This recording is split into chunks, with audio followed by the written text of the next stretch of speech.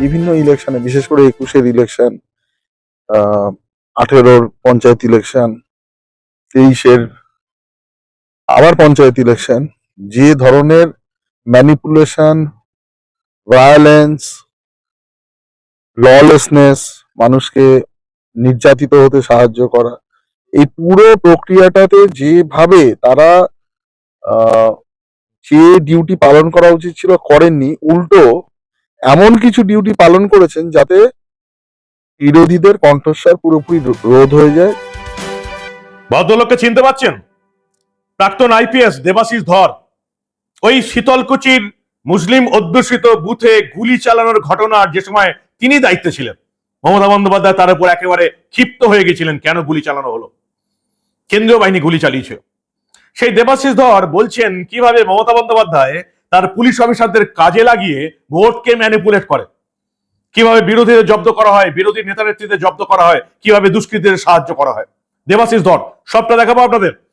কিন্তু আজকে আমি ভাবছিলাম যে এত কিছু হচ্ছে, মমতা বন্দ্যোপাধ্যায়কে জব্দ করে দিয়েছেন ইলেকশন কমিশন, সমস্ত আধিকারিকদের শুধু ভোটের দায়িত্ব থেকে সরিয়ে দেওয়া নয়, একেবারে বাংলা থেকে বাইরে বার করে অন্য রাজ্যের পুলিশ পর্যবেক্ষক করে পাঠিয়ে দিয়েছে, জব্দ হয়ে গেছেন মমতা বন্দ্যোপাধ্যায়। ভাবছিলাম এখনো কোর্টে কেন গেলেন না, 3 দিন ধরে তাই ভাবছিলাম। ব্যাস, কোর্টে চলে গেলেন মমতা বন্দ্যোপাধ্যায়, হাইকোর্টে, কলকাতা হাইকোর্টে শরণাপন্ন হয়েছেন এবং তার অনুগামী কল্যাণ বন্দ্যোপাধ্যায় মামলা ঠুকে দিয়েছেন। সবটা বলবো, তার আগে আজকে দুটো বড় ঘটনা ঘটেছে, ছোট্ট করে একটু বলে নি।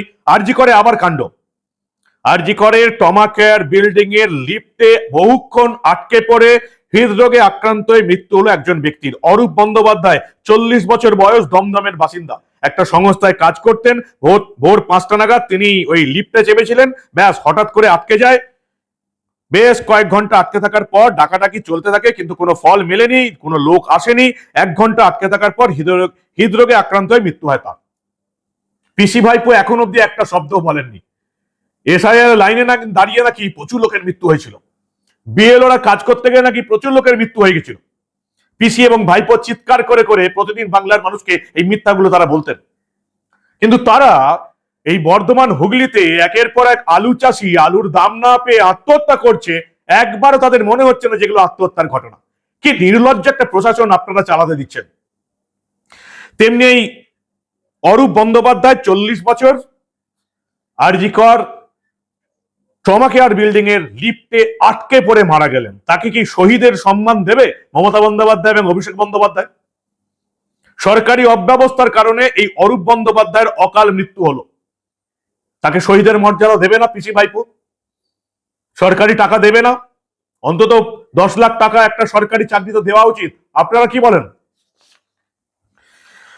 আরজি করার দিন একই শিরোনামে এসছে এসএসকেএম, এখানে আবার মেডিসিন বিভাগের একজন সাফাই কর্মীর ঝুলন্ত দেহ উদ্ধার হয়েছে।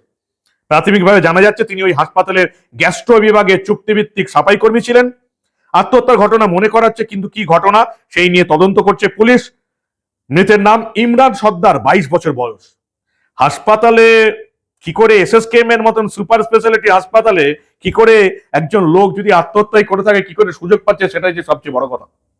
আমি জানি না এদেরকে কোনো ক্ষতিপূরণ দেবেন কিনা। বিশেষ করে এই অরূপ বন্দ্যোপাধ্যায় আরজি করে লিফটে আটকে মারা গেলেন, তাকে শহীদের মর্যাদা দেওয়া উচিত। যেভাবে বিএলওরা কাজ করতে করতে নাকি মারা গেছেন, পিসি ভাইপো শহীদের মর্যাদা দিয়েছে। এই আরজি করে অরূপ বন্দ্যোপাধ্যায়কে ইমিডিয়েটলি এর পরিবারকে 10 লাখ টাকা এবং একটি সরকারি চাকরি দেওয়া উচিত, কারণ সরকারের গাফিলতিতে এনার মৃত্যু হয়েছে। এবার ফিরে আসি যে প্রশ্ন দিয়ে আমি শুরু করেছিলাম, নির্বাচন কমিশনের বিরুদ্ধে কলকাতা হাইকোর্টে চলে গেল মমতা বন্দ্যোপাধ্যায়। একবার তো সুপ্রিম কোর্টে গিয়ে পুরো এসআইআর ঘেটা দিয়েছেন, বাকি 11টা রাজ্য কেন্দ্রশাসিত অঞ্চলে এসআইআর শেষ, একটা পিন পড়ার আওয়াজ পর্যন্ত পাওয়া যায়নি। কোনো বিরোধী দল বলেনি যে নির্বাচন কমিশন ভুলভাল কাজ করেছে বা বিজেপির হয়ে কাজ করেছে। প্রচুর ভোটারের নাম বাদ চলে গেছে, উত্তরপ্রদেশে, আসাম, সব জায়গায়, যেসব জায়গায় এসআইআর হয়েছে, তামিলনাড়ু, প্রচুর নাম বাদ চলে গেছে। কোথাও একটা টুং শব্দ কেউ করেনি। মমতা বন্দ্যোপাধ্যায় তার দলবল চলে গেলেন সুপ্রিম কোর্টে। এখন কি হয়ে গেছে, এই পুরো ব্যাপারটা দেখছে একেবারে বিচার বিভাগীয় হেফাজত, বিচার বিভাগীয় অফিসাররা দেখছেন, এবং মমতা বন্দ্যোপাধ্যায়কে জব্দ করে দিয়েছেন নির্বাচন কমিশন। জ্ঞানেশ কুমার, মনোজ আগরওয়াল এবং সুব্রত গুপ্ত, তার প্রিয় অফিসারদের, আইএএস এবং আইপিএস দের শুধু ভোটের ডিউটি থেকে সরিয়েই দেয়নি, একেবারে এই রাজ্য থেকে বের করে দিয়ে ভিন্ন রাজ্যে পুলিশ পর্যবেক্ষক বা প্রশাসনের পর্যবেক্ষক করে পাঠিয়ে দিয়েছে, তামিলনাড়ু, কেরল, বিভিন্ন জায়গায় পাঠিয়ে দিয়েছে।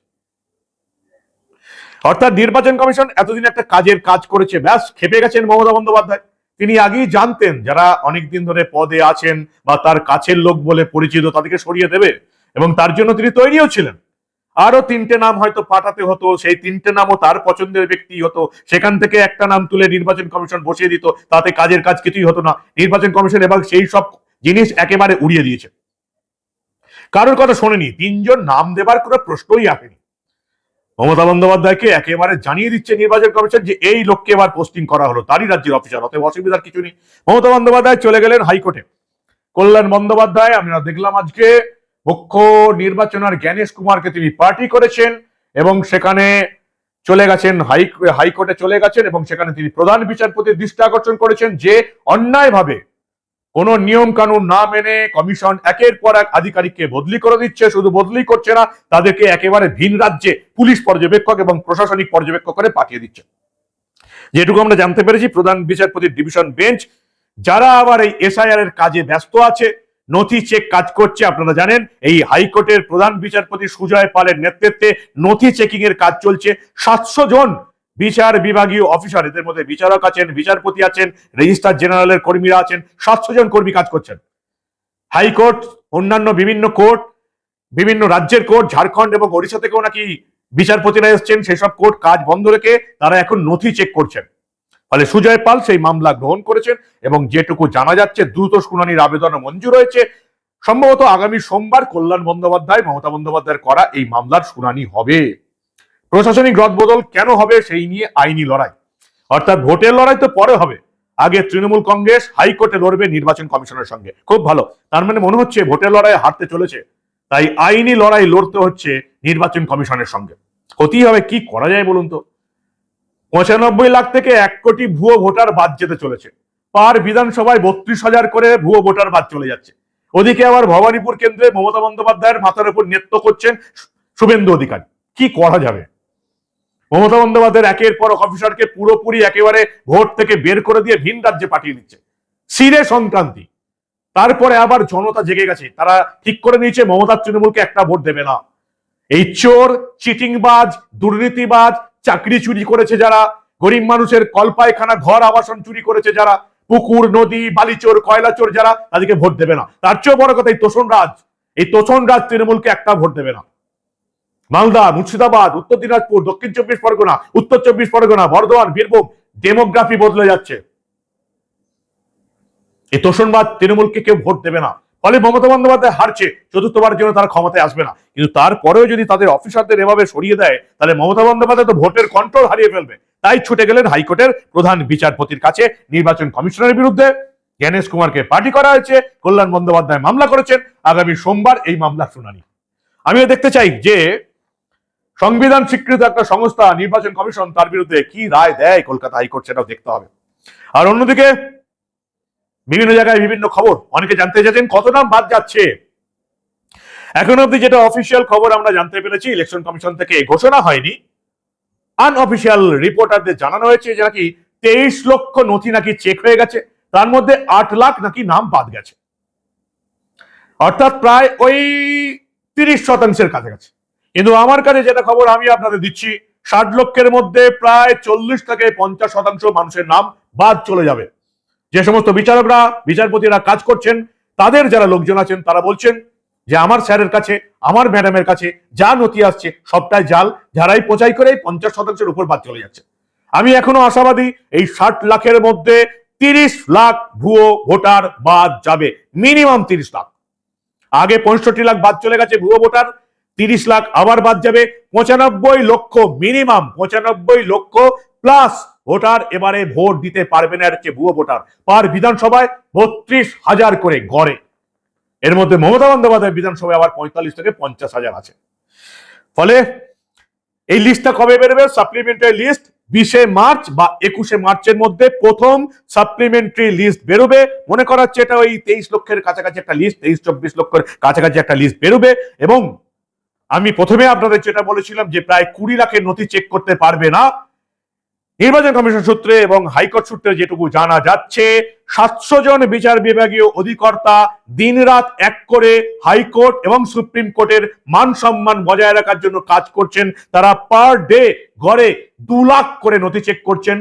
আগামী 10 থেকে 15 দিনের মধ্যে এই 60 লাখ নথি চেক হয়ে যাবে। আপনারা ভোটের আগে জানতে পেরে যাবেন যে এই 60 লাখ নথির মধ্যে কত নাম বাদ গেল। একটাও নথি পড়ে থাকবে না।